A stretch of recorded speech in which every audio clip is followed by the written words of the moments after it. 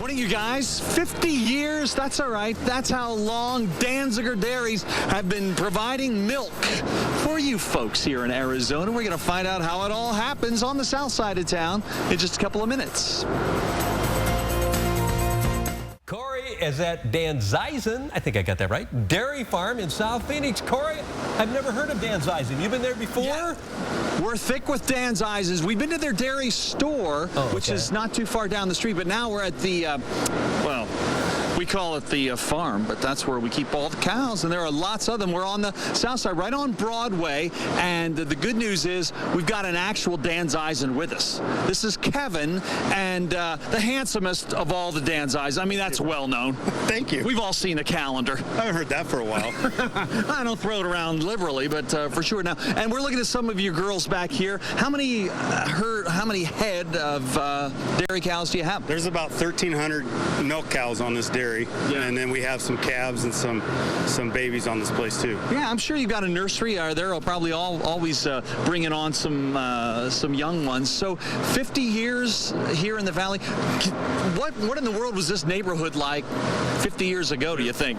There was nothing here. There was not even the farmhouses across the way over here. The acre lots weren't even here when my grandpa was here a long time ago. Yeah, well, I'm sure that 50 years ago, he probably never imagined the Phoenix would grow as it has, but good for you guys growing right along with it. What do you specialize in?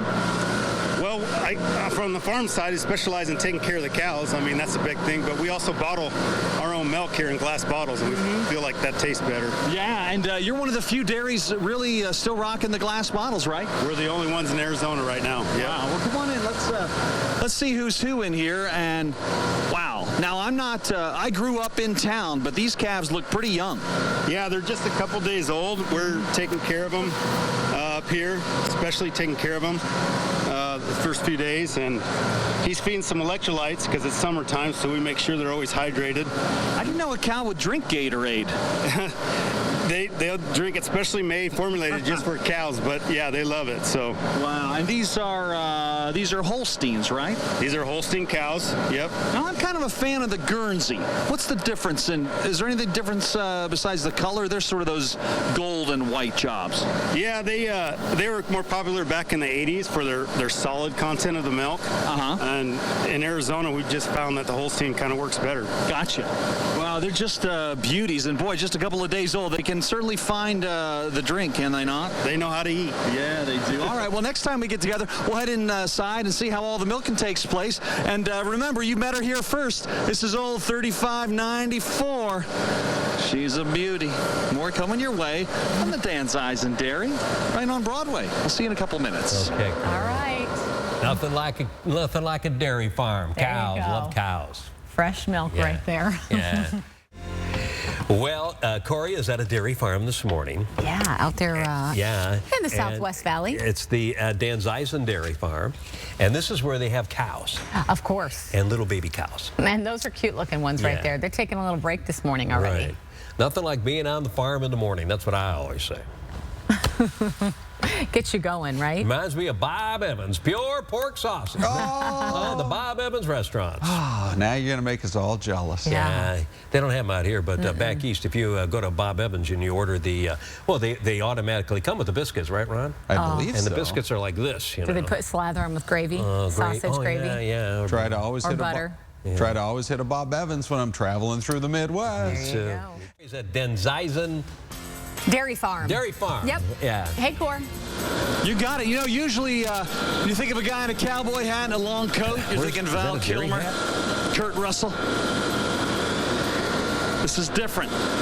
Yeah, that's right. We're all dairy all the time. We're going to meet the girls coming up in just a minute.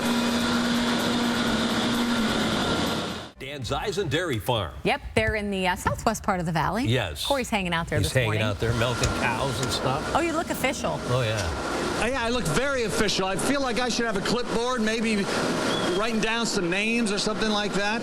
But Kevin Danzeisen is with us, and this is sort of the changing of the guard. We're watching some of the cows coming in right now to be milked, and others are underway. How many times a day are you milking cows? Every cow gets milked 3 times a day here. What? Yeah. That almost sounds recreational. Do they need to be milked 3 times? Well, if we don't, they don't like it. So if we don't bring them in, they'll be standing at the gate ready to go. So they want to feel good, right? It's probably a relief for them, right? Yeah, and we make sure that the barn is real cool in the summertime. They want to come into the fans and get cooled down. So this is a place that they like, and they know the routine. Yeah, it's like a dang country club in here. Wow, very impressive. And how old is a cow when she's ready to start giving milk, and what's her career going to be like? And on an average, cow will come in at 2 years old, and we'll start milking, and then they'll be in the milking herd for 3 or 4 years. Gotcha. Well, it's impressive to me every time I see this sort of an operation. And you probably hear stories from your granddad or your uncles about what it used to be like. Has your company always been in the automatic milking business? 50 years ago, I assume you probably were moving in that direction anyway. Yeah, my grandpa was actually somewhat of an innovator. He got into the automatic milking fairly soon. Yeah. So when he built the dairies in '68, he already had some of the new technology back then, and we use still a lot of the same technology today as he did then. But yeah, I mean, I don't know much, but when I come in to other dairies, it all looks to be about the same. I'm sure there must have been some resistance, like old timers was, that'll never work, or they probably had all kinds of crazy ideas about it. Oh yeah, I mean, every time somebody comes with something new, there's always skeptics. Yeah. And not just in the dairy business, but in anything, right? You know. Yeah. Well, it's going to be a great day for you if you love 107 and humid, my friend. The good news is, by the time we get to Saturday, we're going to try to drop things down to, I don't know, something closer to about 101. Now, hold that up, and hold her up proud.